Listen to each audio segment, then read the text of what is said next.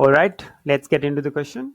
A solid cylinder made of material of relative density rho is completely immersed in two liquids of relative densities rho 1 and rho 2 respectively as shown in the figure. The ratio of H1 over H2 will equal to, right? You can see this question is basically based on floating theorem, right? So let's get into the equations. Floating theorem means the total weight of the object is equal to the upthrust, then only it will float. Then U equals V rho G, upthrust equal immersed volume of the object into density of liquid that is immersed and G. Here rho density equals mass divided by volume. Most important thing, relative density means density of anything divided by density of water. Right. Let's get into the question now.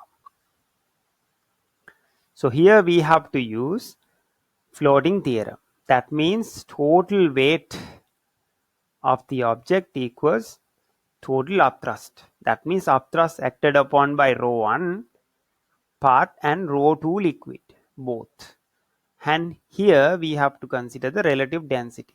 That means rho 1 means density of liquid rho, let's see, D divided by rho W. That means the density of this liquid equals the, let's say, D rho 1 rho W.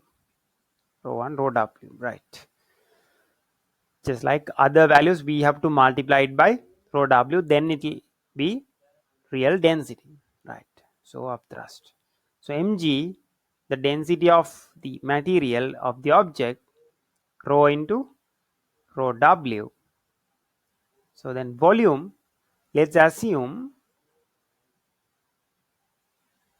the cross sectional area of the cylinder as A, right? Then the volume will be capital A into total height. So A into H1 plus H2, right? Then upthrust acted upon by rho 1 liquid. So we have to consider the volume inside rho 1 liquid. So rho 1 into rho W, that will be the density, into AH1 G.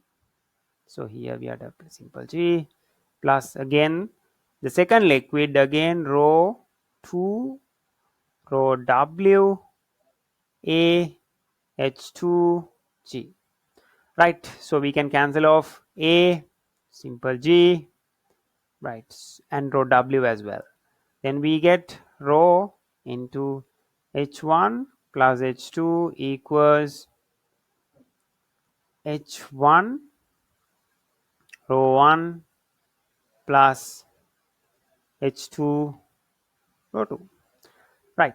So here they are asking us to subject H1 over H2, so that's the thing we have to do.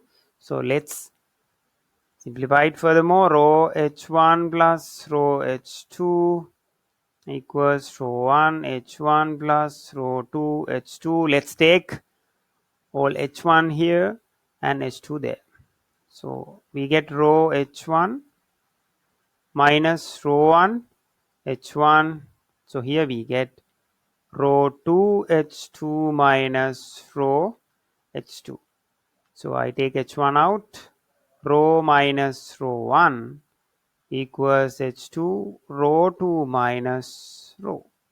So here I get H1 over H2 equals rho 2 minus rho over rho minus rho 1. This is the answer. So let's get into the answers here. Here we get rho 2 minus rho 1 equals rho minus rho 1. So fifth answer is our answer.